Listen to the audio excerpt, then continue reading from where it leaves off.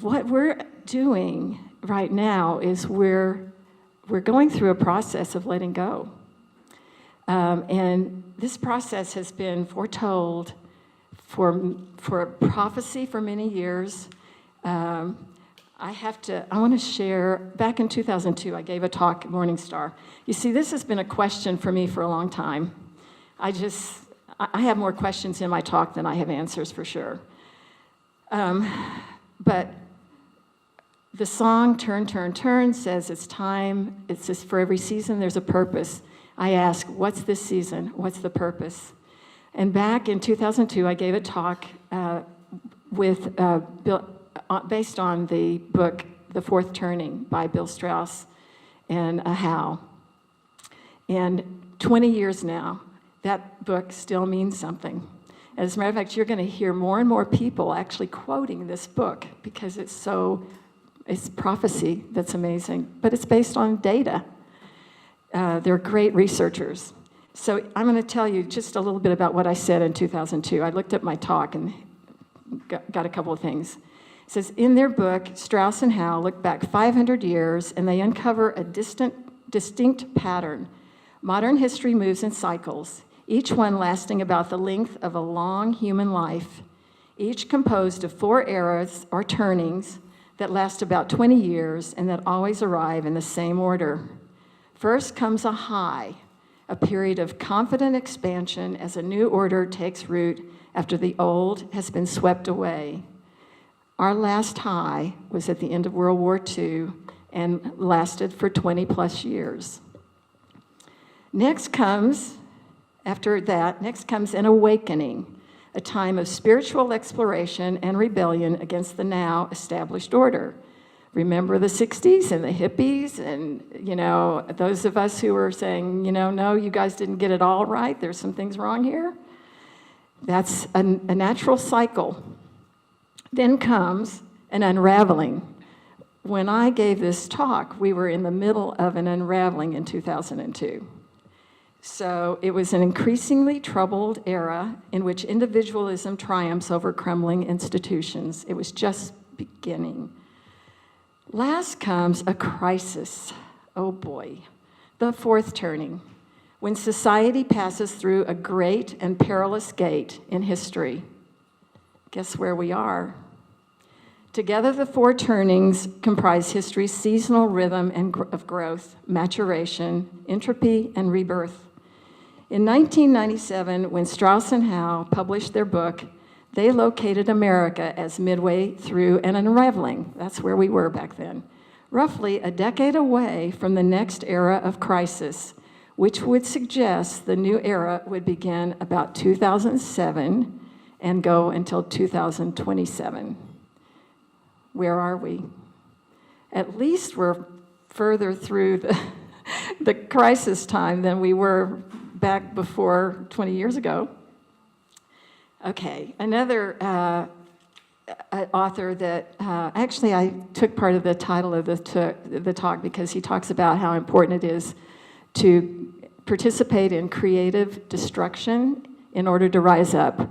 We don't stay the same. If we stay the same, we die. We have to do a rising up, but it's not always comfortable, as Jesus modeled for us. Patrick says, what is called for in our times is creative destruction. It means you are willing to let go of how things are for the purpose of creating something greater. You must let go to rise.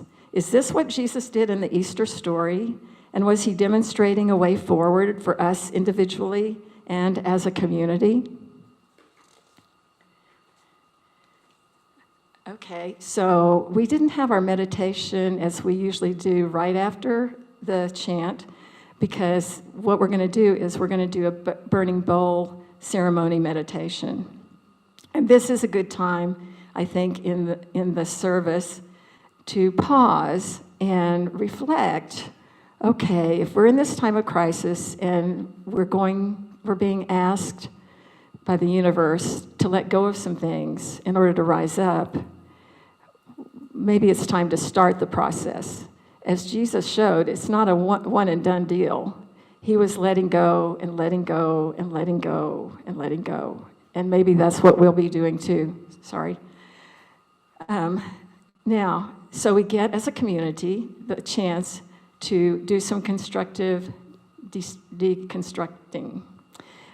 And we're going to be constantly reconstructing our community. And I'm thrilled about that in a way, because we would die if we didn't.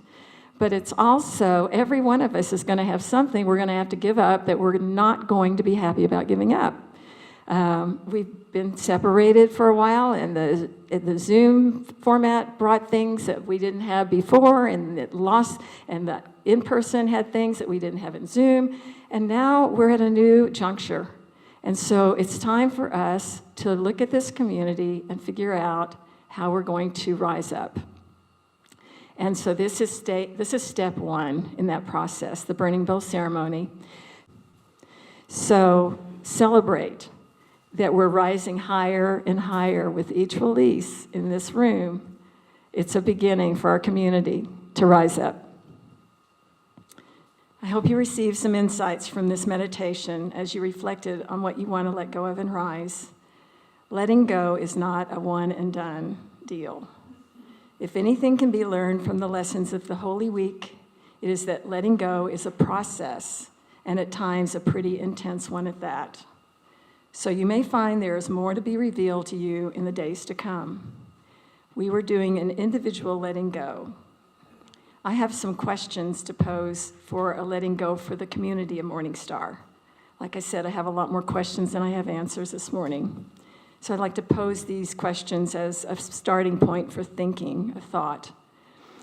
What is it that Morning Star community needs to let go of in order to rise up? Could rising up for Morning Star be as much about what we need to let go of as what we need to do? Does the transition we are going through signal a time to revisit our mission, our vision, and our practices? What can we do individually and collectively to contribute to the rising up of our Morning Star community? Just some things to think about.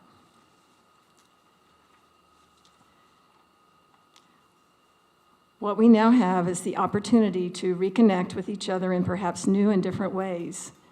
Examine, perhaps revise, and recommit to our mission. Explore any contradictions that may have crept in during the past few years, and align with new insights and energy to create an even more wonderful version of our community. Lastly, I'd like to share what some wise ones in the past have to say that may also help shed some light on our path as a community going forward. Our history is we started out as a Science of Mind church, and then we became a community, no longer a church. So I want to start with what a woman in an article in the Science of Mind church said. It was appeared as a quote in the June 2002 article in the Science of Mind magazine entitled "Be the Change." Her name is Maria Shamaya Clemente. And she states, "The not-so-secret secret of developing the beloved community excuse me, is to recognize and support our kindred change agents. In order to do so, we must first remember that humans, not God, drew the lines around countries. In the highest order of life, there are no lines of demarcation, no boundaries to separate us, no us and them, for there's really only one of us here. Our unity lives inside our diversity. It's our calling card to the beloved community. As our world expands and contracts within and all around us, we must be centered in our vision and prepare for what lies ahead as we continuously unfold our greatest yet to be." Dr. Martin Luther King said, "The ultimate measure of a man is not where he stands in moments of comfort and convenience, but where he stands at times of challenge and controversy. To create a beloved community will require a qualitative change in our souls, as well as a quantitative change in our lives. This new world calls out to us. How do we begin to mutually create this vision? Will this be easy? Not likely, said Gandhi. Unity, to be real, must stand the severest strain without breaking. For me, there are no simple answers, only a desire to keep on keeping on. Tired as I get sometimes, I have to confess. They're stressful times, they're upsetting times, they're full of potential and possibility. We may never have dreamed of what's possible. Maybe it's yet to come. I'm sure it is. I have faith that each of us can and will reach into our hearts and give one another the respect, the validation, and the encouragement we need to make it through this evolutionary shift before us. It's a shift into greater unity and a shift into greater love, and we want to be part of it. So let us rise together in a higher perspective of peace and hope, and pray that it brings healing in the days ahead. And so it is.